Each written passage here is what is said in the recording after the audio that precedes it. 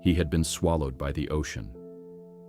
Not metaphorically and literally consumed, erased from the surface of the earth, with nothing between him and the void but a small fiberglass shell and whatever was left inside him. What happened next would take 438 days, and by the end of it, the man who washed ashore would share almost nothing with the man who had fallen in. Salvador Alvarenga was not a complicated man, and that is not an insult. He was the kind of person who existed most fully when his hands were busy and the horizon was wide open. He had grown up poor in El Salvador, the son of a family that worked the land and understood that life was not something that owed you anything. It was something you wrested from the ground or the sea or wherever you could reach. By the time he was in his 30s, he had made his way to Mexico, to the remote fishing village of Costa Azul on the Pacific coast of Chiapas, a place so isolated it barely appeared on maps. There he had built something modest and functional, a life. He fished for a living. He knew the water the way a farmer knows soil, its moods, its seasons, its capacity for generosity and for destruction. He was not a saint. He drank. He could be reckless. He had a daughter back in El Salvador whom he sent money to but rarely saw, a separation that sat inside him like a wound he'd learned to work around. His relationships were complicated in the ordinary ways that relationships become complicated when a man is restless and proud and not entirely sure what he wants. But none of that made him unusual. It made him human. He had a crew of fishermen he worked alongside, a small community of men who knew the sea the same way he did, and there was a rough warmth in that. The kind of camaraderie that doesn't require words because the shared danger says everything. He had one consistent source of unease, and it was this. The small fiberglass boats they used for deep-sea fishing were not designed for the waters they pushed them into. The engines were underpowered. The equipment was worn. The distances they traveled to find yellowfin tuna and dorado were distances that demanded more than what they had. Salvador knew this. He had complained about it. He had refused certain trips before, turned back when the conditions felt wrong. He had that instinct, the kind of physical intelligence that comes from years of reading the ocean, and he trusted it. Mostly. On November 17, 2012, he agreed to go out with a young man named Ezequiel Cordoba. Ezequiel was 22 years old. He had been on maybe 4 fishing trips in his life and return. The sea was rough, but rough was not unusual. Salvador knew rough. What he didn't know, couldn't know, was that the weather was about to become something beyond rough. Something that would snap their radio antennae, flood their GPS, and shatter their ice chest, and that the engine, once swamped, would never recover. Within hours of leaving shore, the storm had taken control. The boat was no longer a vessel navigating toward something. It was wreckage with 2 men clinging to it, being pushed west into the largest and deepest ocean on the planet. Salvador tried to radio for help. The radio was dead. He tried to orient by landmarks. There were none.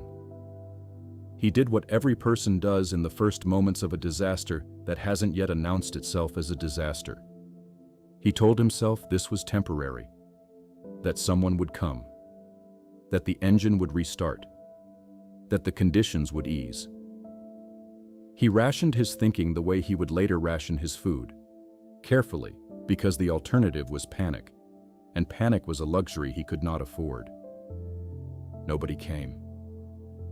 The coast of Mexico receded behind them, and then it disappeared entirely, and then they were alone on the open Pacific in a way that very few human beings have ever been alone on anything.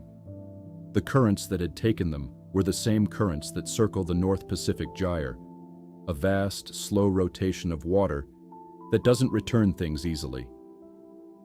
They were not lost at sea in the way people casually use that phrase. They were taken, swallowed. The ocean was not indifferent to them.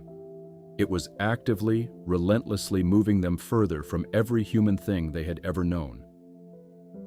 The first weeks were about survival in the most basic sense. Food, water. Salvador, with his years of experience on the water, knew things that Ezequiel did not. He knew how to catch fish with his bare hands, how to read the surface for signs of turtle activity, how to collect rainwater in every container they had.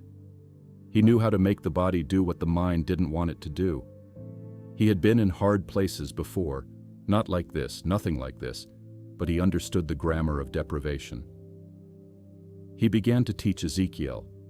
But Ezequiel was not built for this. Not many people would be. 22 years old, homesick, seasick, terrified in a way that didn't diminish with time but accumulated, each day compounding the fear of the day before. He grew thin fast. He refused certain foods that his body needed. He began to speak about God in a way that was less prayer and more negotiation, as if salvation were a contract that just needed the right terms. Salvador watched him and understood what he was seeing, and he tried everything he knew to keep the young man connected to the idea of tomorrow. He told stories. He argued. He coaxed and sometimes bullied. He did what a person does when they are responsible for someone who is slipping away and they know it and cannot stop it. Ezequiel Cordoba died sometime in late January or early February of 2013, approximately 3 months into the drift. The exact date is unknown because time had already become a kind of fog, each day folding into the next without markers. What is known is that his death was slow, preceded by a withdrawal from food and water that had the quality of a decision, even if it was not a conscious one. His body simply stopped insisting on itself. Salvador was now alone. There is a particular quality to the solitude that follows the death of the only other person in your world, especially in a world as small as a 25-foot fiberglass boat. It is not the absence of noise. It is the presence of a silence that has weight. Salvador would later describe speaking to Ezequiel's body for some time after his death. Not from delusion, but from something more honest than delusion, from the refusal to accept that he was now completely alone in the middle of the Pacific Ocean, that the only voice he would hear for the foreseeable future was his own. He eventually eased Ezequiel's body over the side of the boat, and then he sat with what that meant. What kept him alive in those months, and they would stretch into many more months, was not courage in any heroic sense. It was something more elemental and less romantic, the refusal of the body to stop wanting things. He was hungry, he caught fish, he was thirsty, he collected rain, he was cold. He found ways to generate heat. And beneath all of that, quieter and harder to name, was something that kept reasserting itself every time he came close to giving in. It wasn't hope, exactly. Hope implies a belief that things will improve. This was something prior to hope, a sheer biological insistence on continuance that exists below the level of thought, below choice, in the deepest animal layers of a human being. He ate sea turtles and birds and the small fish that gathered in the shade beneath his boat. He learned to drink the blood of turtles when there was no rain. He tracked the stars when the sky was clear. He lost weight until he was skeletal. His hair grew matted and long. His beard obscured his face. His skin was burned and cracked. He was becoming something other than what he had been. Not better or worse, but different, as if the ocean were slowly dissolving the version of himself that had existed on land and leaving only what couldn't be dissolved. If you're enjoying this story, check out Salvador Alvarenga's full journey in the description. There were days, he would later admit this without shame, when he wanted to die. Not in a dramatic way. Not with despair's full theatrical production. Just a quiet, exhausted wish that it would stop. That the body would finally agree to rest. He understood in those moments what Ezequiel had felt. He understood the appeal of surrender. And yet something in him wouldn't complete the transaction. He would sit with the wish for a while, and then, almost against his will, he would reach for a fish or tilt his face toward the sky looking for clouds, and his body would simply proceed without consulting the part of him that wanted to quit. He talked to himself constantly.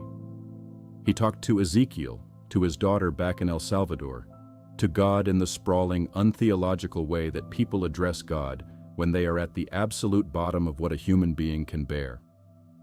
He invented routines, small, arbitrary structures that divided the day into units he could manage.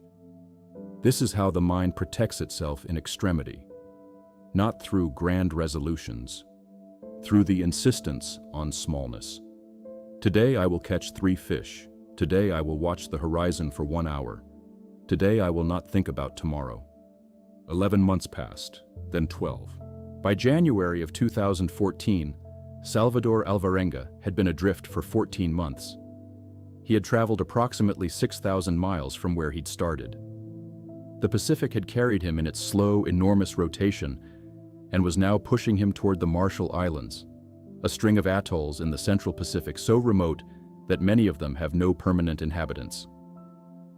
On January 30th, 2014, he saw something that he didn't trust at first because trust had become a scarce resource. Land. Actual land. A low green line on the horizon that his eyes had learned not to expect. He swam for it. He was emaciated, his muscles atrophied from over a year of minimal movement, and the current was working against him. He swam anyway, with whatever the body still had, with the same refusal to negotiate that had kept him alive through everything else. He reached a reef. He pulled himself over it, cutting his hands and feet on the coral. He made it to shore. The people who found him, a couple living on the atoll of Tile Island in the Marshall Islands, saw something that barely resembled a man. He was filthy and skeletal and could barely stand. He was babbling in Spanish, which they didn't speak. He was, by any external measure, a ruin, and yet he was alive. 14 months and 1 week after falling off the edge of the known world, Salvador Alvarenga walked, or was helped to walk, onto solid ground. The medical examination that followed documented what the ocean had done to him. He had lost 60 pounds from an already lean frame. His muscles had wasted significantly. His organs had survived somehow. The doctors were careful to say somehow, because the survival of his organs on the diet he had sustained was not something medicine could fully explain. He was malnourished in ways that would take months to address. But his mind, which everyone had expected to be shattered, was not shattered. Damaged, yes. Haunted, certainly, but coherent. Present. Still, in some essential way, his. What he carried back from the ocean was not a simple thing to describe.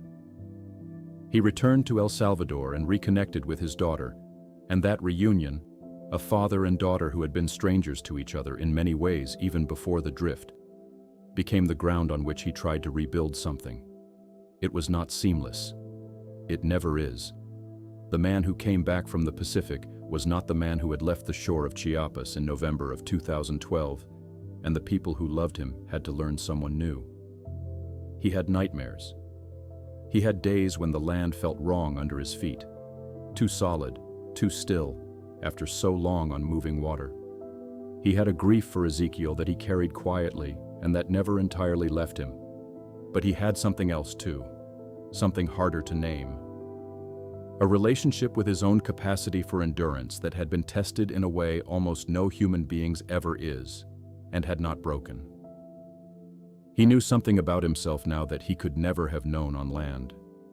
Not that he was special. He was careful not to claim that.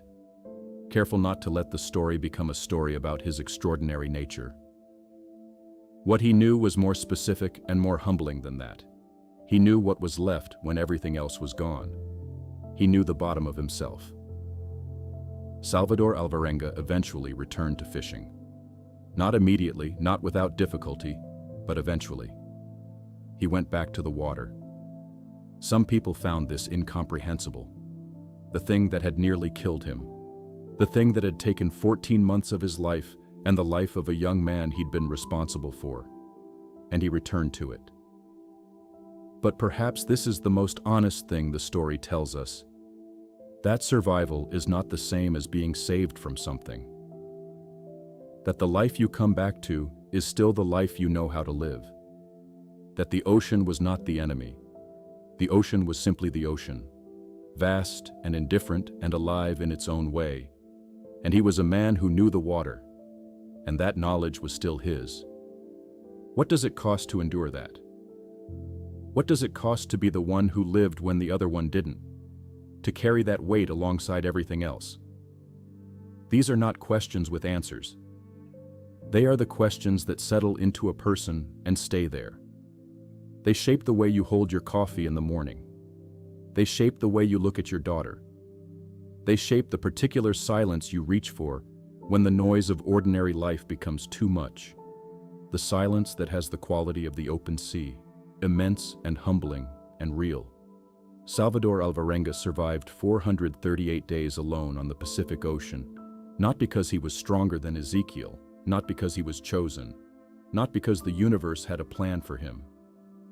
He survived because his body kept insisting on itself, one small, ugly, unglamorous choice at a time, until there was land. And what that tells us about the human animal, about what we are capable of bearing, and what it costs us to bear it, is not a comfort. It is something truer than comfort. It is the knowledge that whatever is coming for you, whatever the open water of your own life looks like right now, there is something in you that does not know how to stop, whether you want it to or not.